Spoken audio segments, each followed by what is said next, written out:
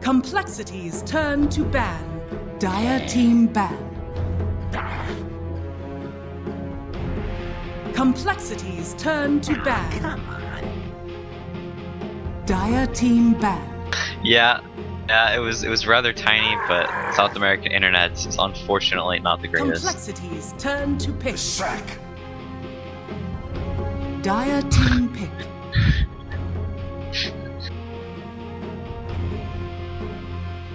Life stealer. Dire team pick.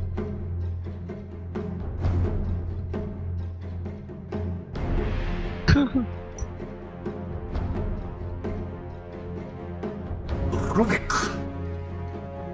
Complexities turn to pick.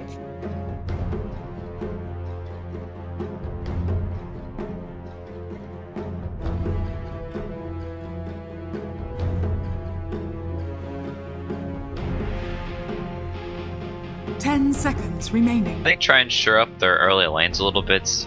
Maybe have Kotaro not go down early on, give him a good start. Either give him a good matchup and help him out a little bit. The Slaughter did rotate down early on, but I think their best shots in a lot of these games where one team is just like clear favorites over the other, then the best thing to do is just try and win your lanes, get an early lead, so you can maybe take the game from there and catch them off guard. Juggernaut. Dire team ban.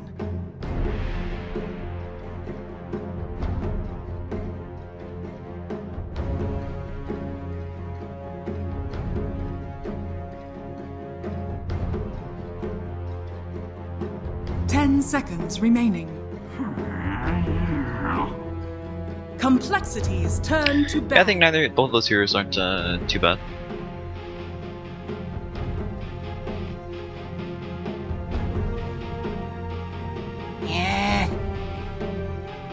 Dire team ban.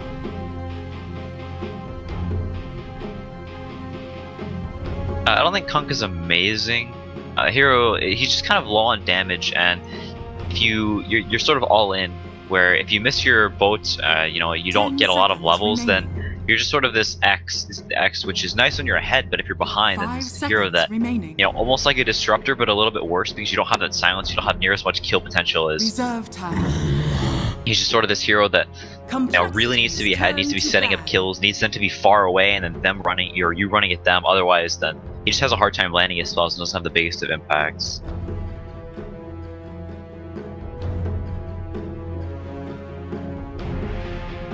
Ten seconds remaining. 5 seconds remaining.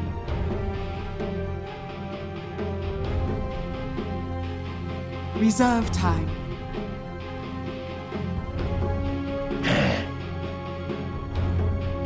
Dire team pick.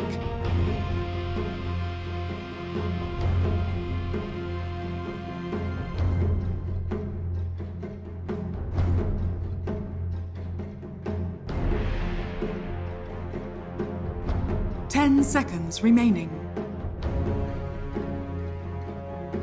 5 seconds remaining. Yeah, I think OD off and on.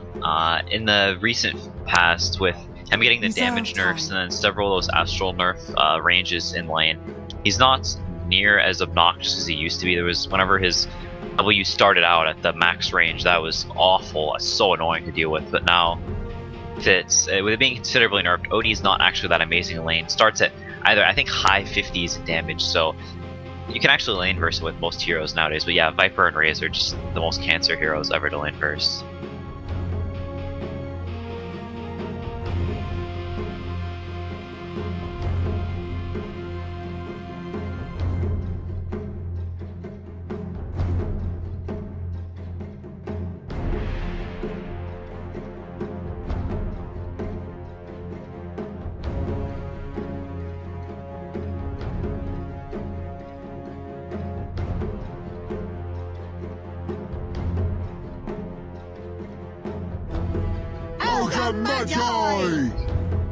Complexities turn to pick.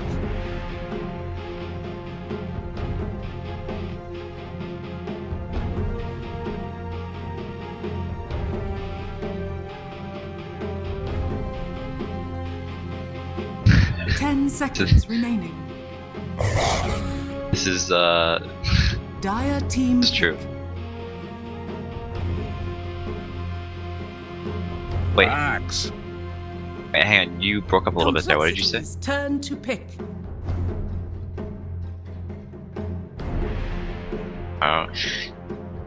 Yeah, not too much. Freedom, one of the teams, still picking that hero up quite a bit. They'll actually just first pick it 10 all the time. seconds remaining. Some other teams experimenting with it here and there, going for more of a 5 mech seconds build remaining. sometimes, playing him like a lot of the other typical offliners. But Complexity picked him up the other day. They went for the Vlad's Reserve Abaddon, some time. more of the Vlad's and Max passive after the shield. So more of the old classic Logan buff style. Pushing down the lanes like a maniac until you die, trying to TP out, buy as much space as possible. So we'll see which style they go for this game.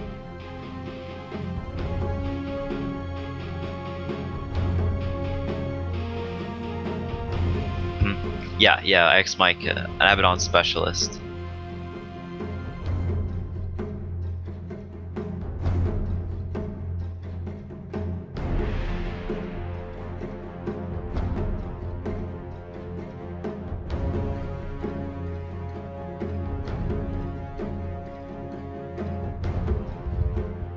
He played it once yesterday. I don't see him play it much in pubs. Spams a lot of Underlord, plays a lot of Monkey King. That hero obviously not in Captain's mode. Hasn't played too much Abaddon in pubs, but can play it. Not the most complicated of heroes.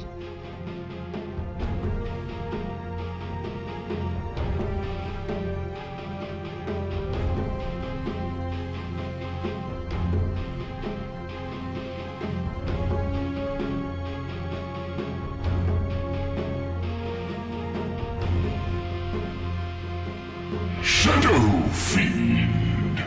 Dire team ban. Yeah, I think it's really nice against this Juggernaut. Ogre Axe can be a very strong dual lane, Complexity's turn to ban. and it kind of forces Complexity to bring all three of their supports down to this bottom lane potentially. So you're gonna open up space for the rest of the heroes around the map. Axe also very nice for Juggernaut as he just sort of beats himself to death. Doesn't care about the stun that goes through Blade Fury, so doesn't really care about the 10 Jug spin seconds TPing remaining. out.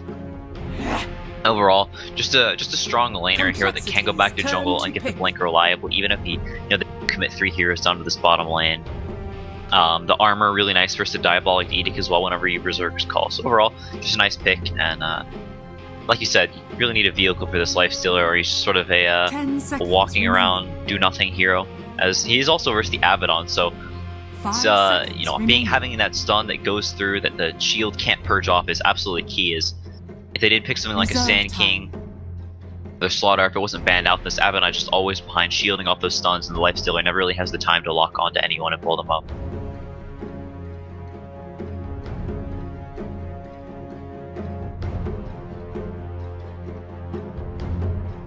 Ten seconds remaining. Earth Spirit. Dire team pick. Storm Spirit.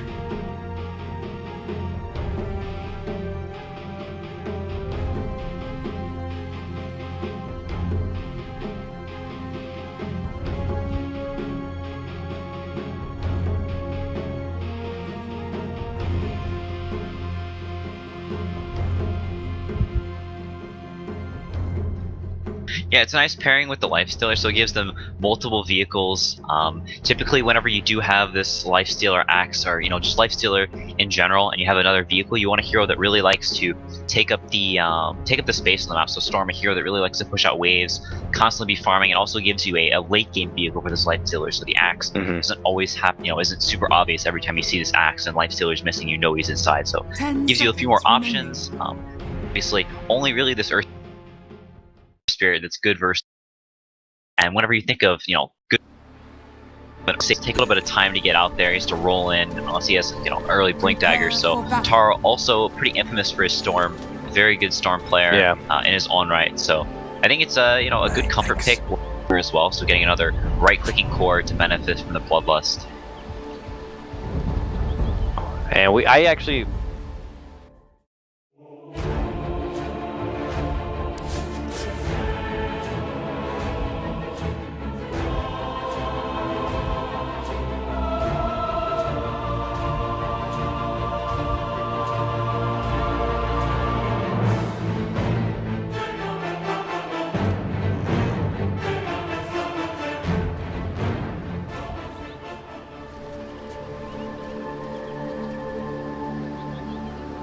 got this ward down, and it became so critical 30 for him. seconds to battle. And here, Complexity get it also. So this is very nice for them. Totally watching over the bottom lane. I mean, am I overplaying that ward a bit, Quinn? You can be honest with me. The one that's they put down by on the hill by the dire tier 1. Yeah. That ward is extremely important. It lets you see, what kind of lanes they're setting up for whenever they're rotating in out of this lane. So it lets the complexity supports know, hey, do we need to be doing this bottom lane, or can we rotate to other lanes? Are they setting up for a kill in this SF? Should we be behind him? Just gives the info on where the heroes are running. Those deep wards like that, instead of just your typical lane wards, give you information on where people are headed, which is much more useful than information on where people are.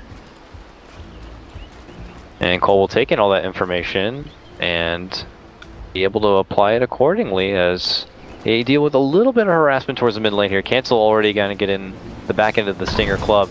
Stinger in full force now, just looking to kind of keep Cancel in check. This is going to hurt quite a bit, but Z-Freak is not going to assist this in the mid lane. It looks like he's going to take his attention towards the bottom lane, and they're going to try to make an early impression on this axe. We'll have to see how easily this can happen or not. But I mean, Swindle's here, hasn't leveled up a spell yet, but here they're going to make the go. Rolling Boulder with block can help. He has to cut all the way back. This is going to be like a full duration Blade Fury, and it will easily get the job done. Z-Freak will pick up the last hit and the first blood too. This is last. Yeah, he's skilled Battle Hunger level 1 on this axe as well, so he has to come back to this lane, and he has TP down, so doesn't have the luxury going back to the jungle. He's committed to trying to pressure this tri-lane as much as possible. Them get a 2v1 mid, so get Katara off to a good start, and maybe sacrifice himself a little bit, but try and catch up later with the Storm, maybe making space for him. This Ogre. And they are going to easily zone him all the way back, so he can't even get close enough to try to go for the level 2. Brothers being able to zone him all the way back. Up on the other side of the world here, we do have the monkeys off lane Abaddon, as he just zones back the Lifestealer, just shrugs him right off. Katara's doing Katara things, dropping his null on the ground and last hitting without it. Okay. Cancel, what do you think? I don't know how much you know about Cancel as a player or not. Is this something, would it phase Cancel at all? Is he shrugging it off a bit? I mean, we know Kotaro, he's been doing this for years. That's the Kotaro now. But, what do you think Cancel's taking it in as? Yeah, I don't know how much Cancel's actually played against Katara, so I don't know if he's used to doing this. He's not playing the SF on Katara, so not able to do the SF taunt, so it's not the most annoying thing in the world. Oh, look at this! He's going to be able to make his move in, gets the pullback for Cancel. Not able to get the finish, so he goes for the salve. But Taro really feeling himself here in the mid lane a bit. And I'm curious to see if Cancel's going to be able to kind of make sure he keeps his mentality in check. But Stinger's right on his corner too. They're just pressuring the Shadow Fiend as much as possible. Z-Freak going to step away from the bottom lane now, so it looks like he's looking to help out his mid laner a little bit. Yeah, gets the Electric Vortex at level 3 actually, so really trying to style on Cancel. Yeah, really kills. Here comes some help. Z-Freak looks to step in, but Cancel's trapped inside with the illusions as he's going to get beaten down. Z-Freak trying to go for a return kill, but that's the very fat and tanky Ogre. A level 1 spell like that full dispatch is not going to be good enough, so a good takedown there for Infamous, taking it and evening things up. Yeah, and like we talked about earlier, KUYA, running down into this bottom lane, getting the Battle Hunger early on. Both the supports coming there, and they do get the first blood, but Cancel way behind on CS. Kotaro up to 17. Okay. Only at 3 now, but well, now they're going to be able to get some help. I mean, this is what you would typically see from your Earth Spirit maybe at the start of the game, but he'll wait a little bit and now be able to take it to the Storm Spirit. Until that Storm gets level 6, he's going to have a hard time dodging stuff like that, so they take it right back to him, and this is going to help out Cancel quite a bit. yeah, was it only 1 or 2 souls, now up to 18, so gonna be basically even in this last hitting battle, even with the early advantage the Storm got. Kotaro still trying to push up, kind of flashy, but Stinger smoking in as well, so they really want to keep Cancel down, give Kotaro that early lead and try and let him take over this game, as he can, whenever he is ahead and not in a throwing mood, can be a very, very flashy, dominant player. That is for sure. When we see able to utilize an advantage real nicely, if there's an opportunity to snowball and style, like he will be there to do it. Here comes Z-Freak though, going for his own roll. Nice snag of the bounty rune, and now they could converge onto Little Hope here. The Rubik will swaddle back to the lane, but we'll see if Z-Freak looks to make any sort of engagement happen. Not too much kill potential, but they're thinking about it. He's pulling him, he's drawing him back towards Zephyr. He's gonna have to roll in. Monkeys needs help, so he'll have to dish out the shield, but a few more right clicks should be able to get the finish. Monkeys hiding within the trees, gonna go to the other end. Benjaz, will he cut him off? Zephric's trying to block him back. Monkeys doesn't know where to go, he'll have to go back the other way, but Zephyr gets pulled all the attention onto him, and now they'll go back to look for Monkeys, and he gets the deny. Nice little play right there, Zephyr, doing the support thing, helping him out. Oh, Katara, what happened? Katara, wow, just playing with fire. Almost gets the solo kill on Cancel, but actually going for the super early raindrop on the Essa before Boots actually saves his life, so Katara continuing to try and be fancy, get these solo kills, and just sort of just out-skill Cancel, but not really going his way there. Almost goes down, barely dodges the raise, Swindle rotates in, so very, very close mid. It's about 50 HP on Katara and about 100 on Cancel. Here we go, level 6 is online with the help coming in from Stinger. They put Cancel into a corner, quite literally, and they're going to be able to break him. He jumps up to above, finishes him off, and walks away. He'll be able to style away from this one now. And we'll have to see if this is now going to be the beginning of some untapped energy here from little Katara. Now that he's gotten to that level 6, he already claims kill. Yep, dodges the stun, gets the kill, so nice for him, but he is out of mana and the shrine on cooldown, so SF gonna be fine coming back into this lane. We'll see if Stinger continues to rotate this mid lane of pressure, with Melons getting a ward down to spot anybody rotating in as Rubik runs over. Oh, swing and a miss though on that stun. He goes for the lift, pulls it right back into the arms of the Storm, gets a good hit in. Now he's short on mana and he's eating an edict. Raze is there, he'll be able to turn back and get the finish. He does lose his own life, and Rubik's able to hide inside the pit.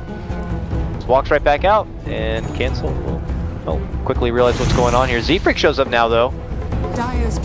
They need a stun, and it looks like they'll just kind of eyeball each other a bit, but nothing will be coming out of it. But Katara maybe a little kill happy, pops the Soul Ring, a Remnant turns the hit instead of zipping away, so valuing getting the kill over his own life.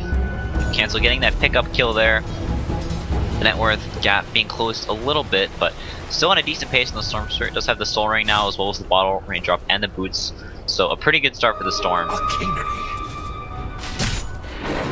Brings him back to the lane. I'd love to touch base here at the bottom. All that attention's been drawn away. Valentine's been able to kind of continue his path of farm right now, picking up his Tranquils. Another deep ward will be planted by Zerfreak just around the corner.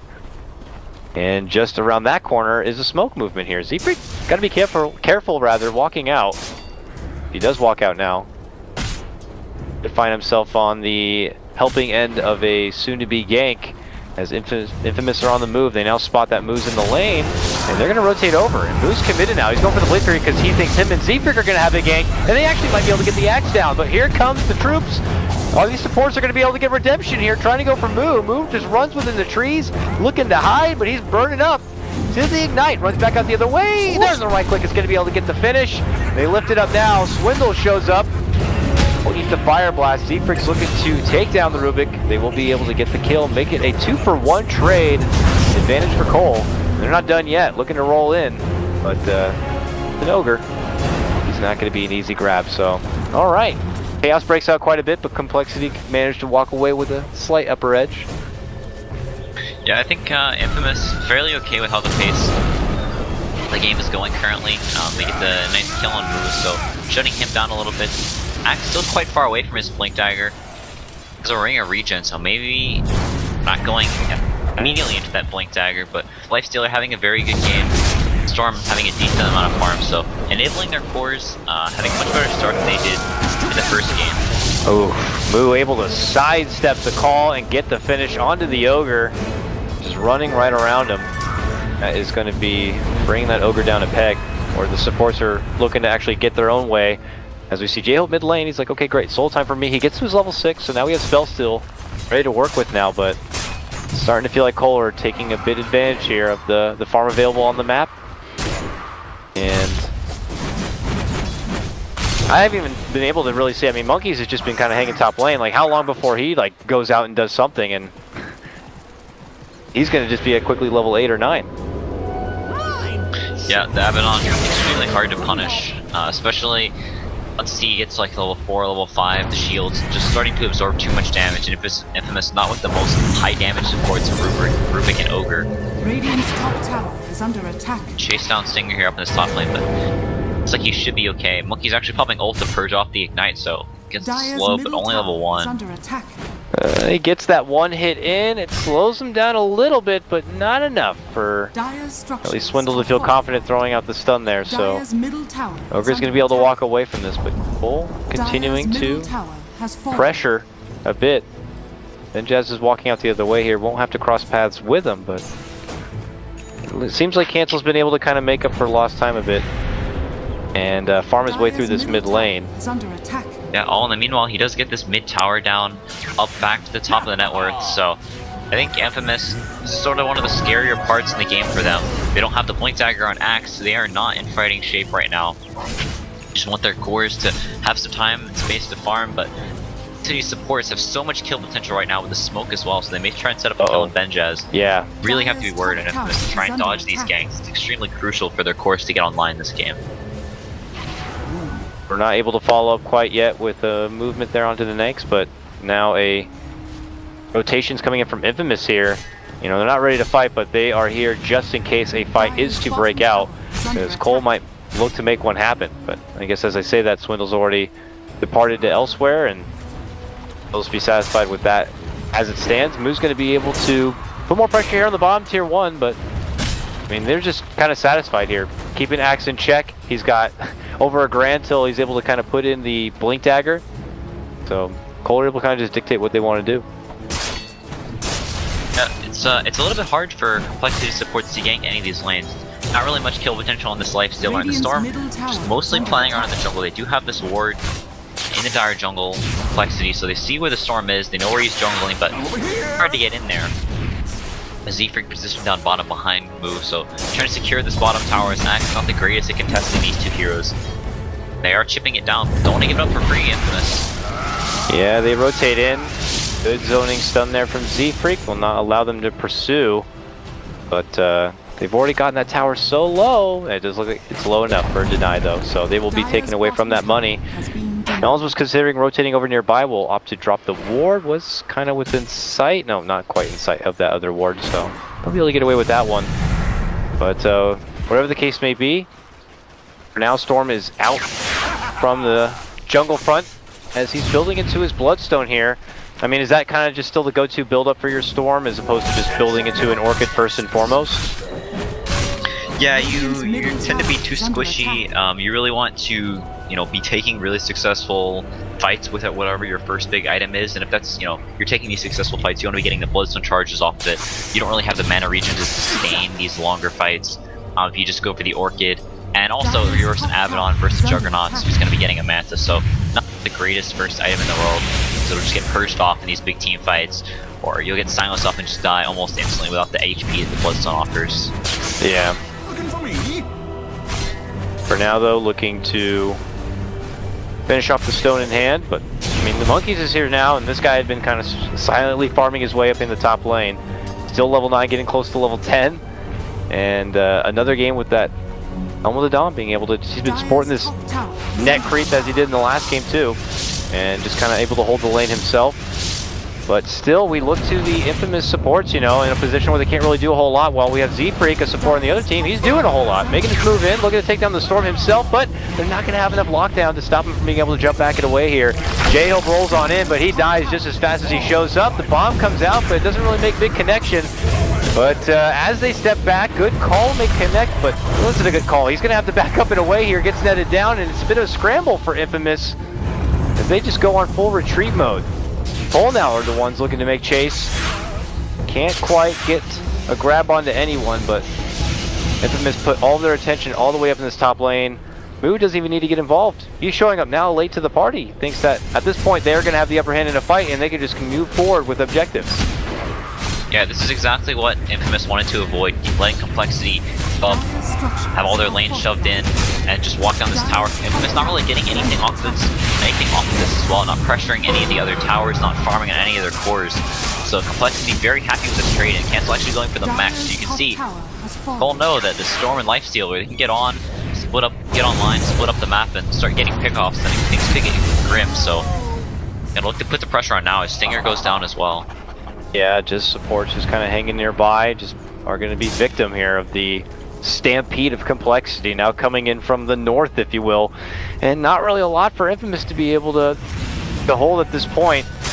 Ogre's back now, but they have a mech and so much power rolling for him. It's going to feel a little underfunded of defense from Infamous. They've already locked down their prize core. That's suddenly a life stealer out of the game for 30 seconds without a buyback. I mean, this one could be quick as well. A day of 15-minute games, as the tier 3 is already going to be dropped. Complexity looking to round things out, and unfortunately without a blinking axe, without a way to really get in there. Their tanks are being taken apart right now as Stinger's going to be set to fall. It looks like Complexity are going to be able to walk away with a 2-point advantage after this series does conclude. I hate to speak too soon, Quinn.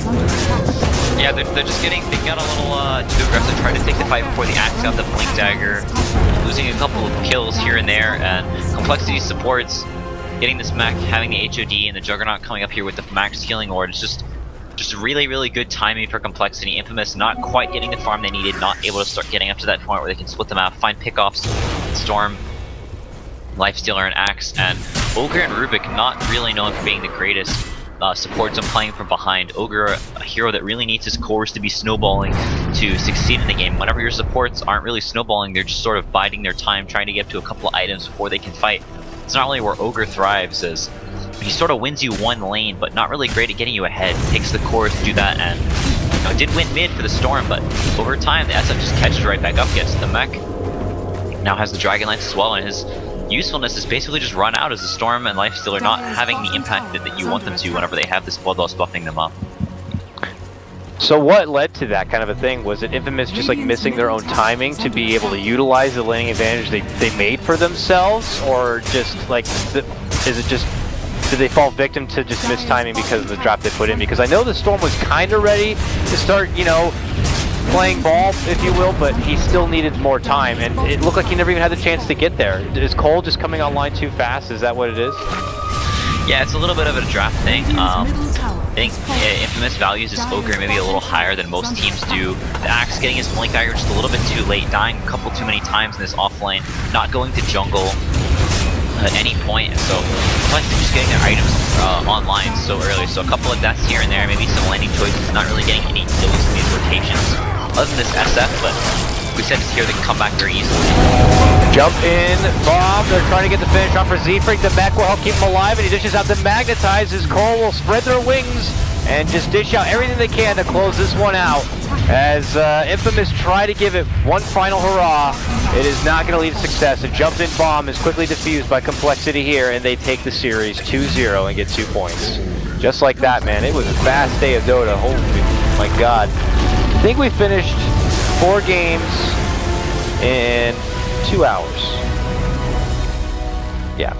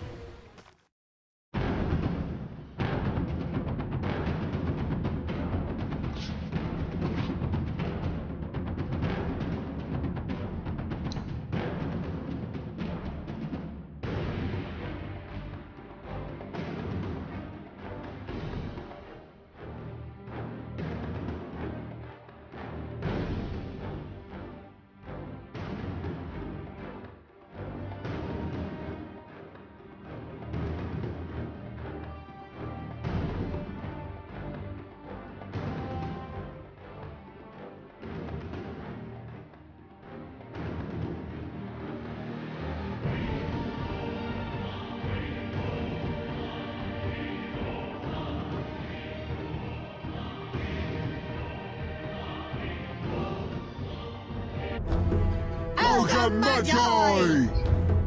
Complexities turn to pick.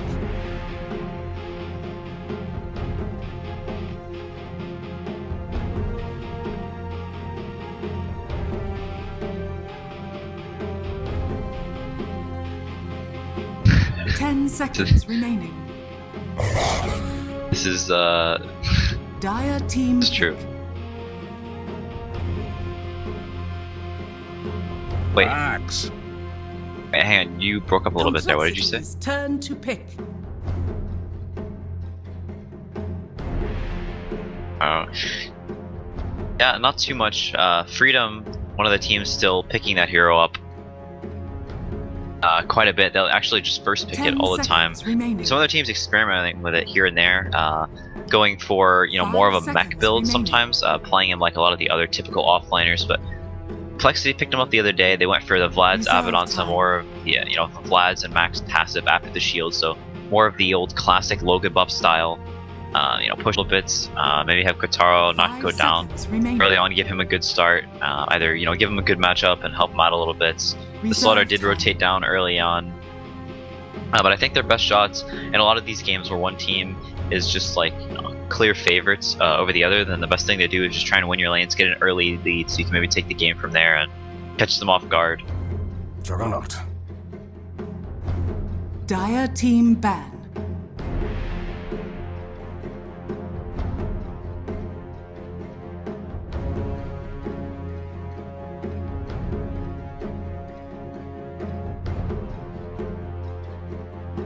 Ten seconds remaining.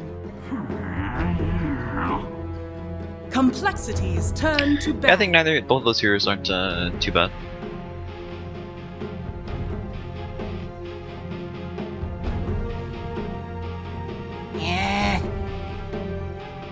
Dire team ban.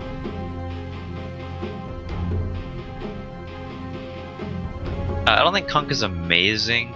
Hero, he's just kind of. Complexities turn to ban. Dire team ban. Complexities turn to ban. Come on. Dire team ban. Yeah, it was rather tiny, but South American internet is unfortunately not the greatest. Complexities turn to pick. The sack.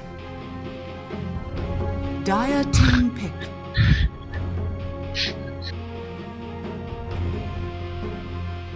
Life Stealer. Dire team pick.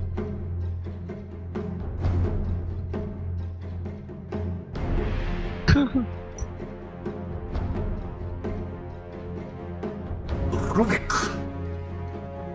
Complexities turn to pick.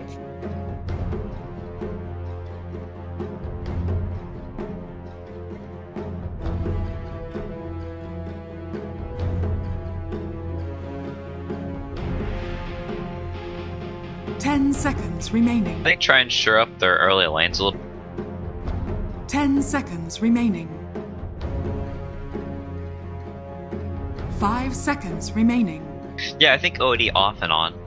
In the recent past, with him getting the Reserve damage nerfs time. and then several of those astral nerf ranges in lane, he's not near as obnoxious as he used to be. There was whenever his W started out at the max range, that was awful, so annoying to deal with. But now, with it being considerably nerfed, OD is not actually that amazing in lane. Starts at either I think high 50s in damage, so you can actually lane verse with most heroes nowadays. But yeah, Viper and Raze are just the most cancer heroes ever to lane verse.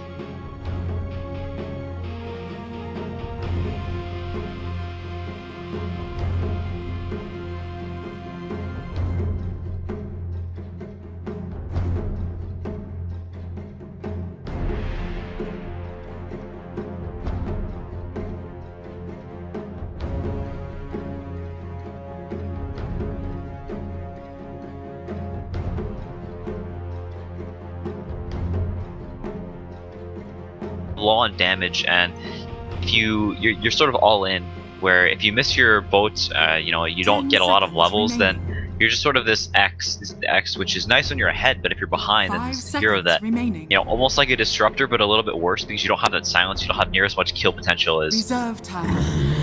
He's just sort of this hero that really needs to be ahead, needs to be setting up kills, needs them to be far away, and then them running, or you running at them. Otherwise, then he just has a hard time landing his spells and doesn't have the biggest of impacts.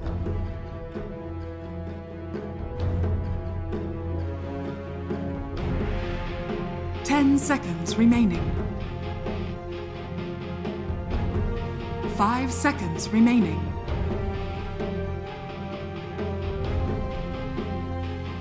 Reserve time.